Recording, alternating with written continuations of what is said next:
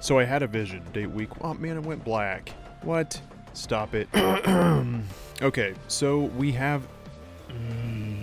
In all seriousness, welcome back to the channel. We're going to take a look at the rewards in the Towers of Time and the new premium shop update. Alright guys, we're in the new tower rotation. If you weren't aware of the last rotation, a palette for Scorpion was at the very top. It was a 95 movie skin. I did a video covering that skin and more skins like that I think we'll be expecting in the future. That is Smoke missing 2 of his and then Scorpion has 1 more. Now with that out of the way, we're going to take a look at this week's rewards. At the very top, we have Chaos Kenshi is what I want to call him. I do have to say I'm surprised to see him at the top 5% for a reward. I would expect something different, although maybe there are some Kenshi fans out there that really do like this skin. At the top 10% we have a Sindel skin, which honestly I think should be in place of the Kenshi skin. I think it's a great looking reward, so in that regard it is nicer that this one's more available for more players. I mean, judging it off of a skin that's been available for a while and this just being a different palette, it's actually a decent looking palette and I think it fits her well. Our next reward is none other than Quan-Chi, and of course this is like the Chaos version as well. I really don't use this skin. I don't think it's terrible, but it's not my favorite, so I just never use it. Plus, not too long ago, I got the Deadly Alliance Quan-Chi skin, and I really like that one. Again, this one's not bad, and top 20% I think is pretty easy to get to. To get that in most rotations, I would say 200 or 300 points and you're fine. And then last but not least, we have a couple gear pieces and some gold, which for people who didn't get to make out on gold in the previous seasons, this is a nice reward. If they're going to bring the shrine back, I feel like this might be telling. Why would they give us gold coins if we can't use the shrine? So hopefully with this next season coming up with Conan, we'll see the shrine. Why would we get coins if we can't use the shrine? And I genuinely do mean that. There's no reason to earn gold coins if we can't use it at the shrine. There's nowhere else we can use it at. Now this Scorpion palette was available from the last rotation. If you got enough points, which was probably around 700 plus, you got this Scorpion reward, which I think looks better than I anticipated. I think the mask helps as well. What's interesting about this is every 95 skin has 4 palettes except for Scorpion and Smoke. So moving forward, if you see a Scorpion player using this, you know they exclusively grinded for it. And I know this isn't going to make much sense, but I actually do like exclusives,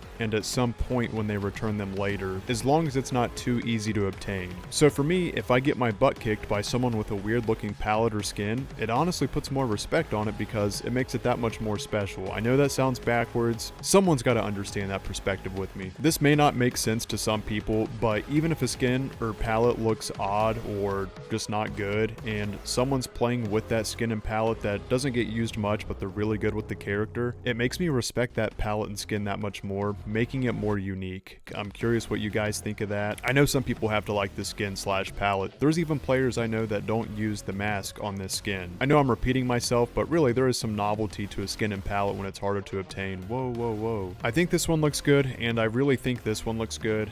But you get the idea. I do think this is an interesting one. Like, the yellow UMK3 mask is actually completely black on this skin, and I think it looks pretty cool. I need some opinions. What do you guys think? This skin and palette without a mask. I know some people aren't going to like it, but I'm curious if some people do. Did anybody else forget that Johnny Cage has 8 skins? It doesn't seem like he has that many. So there are a few different palettes for this skin already, but the new one for Towers of Time is this one here. Which compared to the other ones, I think this is a pretty cool one. I usually like the darker palettes on characters. Again, that was the reward for last week in Towers of Time, and these are the other 2 palettes for World War II Johnny Cage. So these are the palettes we have for this skin, which honestly I don't see much of and I don't use myself. Honestly, I like the first one best. I feel like it says Lee May more than the other ones. This was further down the line. This was an easier reward to get. Before we jump into the premium shop, I do want to share I finished the seasonal tower. This is the second reward to the last. This is for Reiko. I love this skin and palette. I think this looks great. This is actually my favorite Reiko look in MK1 now.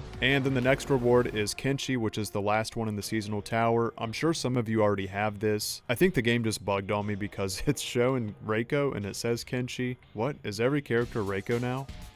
I mean, you can see the names above my head, right? Sub-Zero, Lee May, Kenshi, Baraka, Geras. I'll even stop for a second. Reiko has taken over my roster. It's a Reiko takeover. So I'll just back out and then jump back in so I can show you Kenshi's skin. I truly do love this game, but man does it have some bugs. Alright, this is the final reward of the seasonal tower this season. You get the black Wuxi Academy Kenshi skin. I think this skin looks great. I think it's one of the best ones. I wouldn't say it's my favorite, but it's probably in my top 3. And I really just like the Wuxi Academy skins anyway, so I do want to get the palettes for them. I believe this makes 4 palettes now for Kenshi and the Wuxi Academy. Alright, let's check out the premium store. It's honestly pretty weird seeing Geras as the front page of the store for premium items because Geras never gets anything. This skin here is usually available in the shrine if you don't have it. Same goes for this Johnny Cage skin. I think this skin's amazing. Actually, every UMK3 skin's amazing. They all look great. This truly is one of the more odd seasonal stores I've seen as far as rotations. So we got the Kenshi you can get out of the shrine. We do have 95 Sub-Zero and UMK3 Reptile. I feel like Reptile's not in here as much, and I know some people really want to get this skin, so it's nice seeing this one in here. For those that want Deception Lee Mei, she's in here at a very steep price still. She is one of those few skins that cost 1,000 while the rest are 500.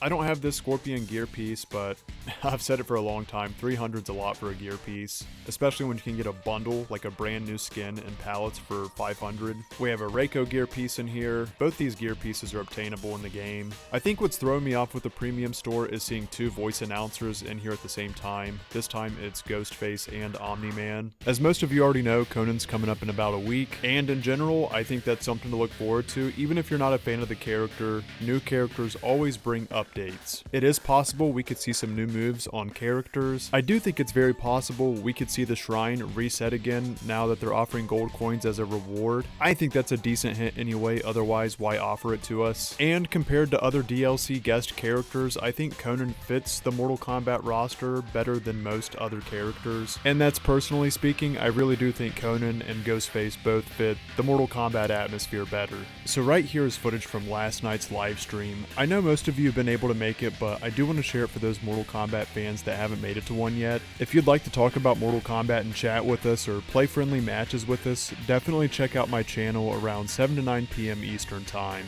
It's a laid back stream where I hang out with all of you, discuss Mortal Kombat, and get some matches in. All subscribers are welcome to participate. Channel members who support my channel get the last matches in the live stream against each other and myself as well. Overall, anyone can chime in. You can catch me live during the week and on the weekends. I do try to go live as much as I can. It's usually in between uploads, and if I do have enough time, I try to make it in after an upload as well. As always, fellow fighters, I do appreciate your support. Thank you for liking the video. If you're new or you do enjoy these videos and want to see more, subscribe. Alright everyone, I will see you live and or in the next video. Much love and take care.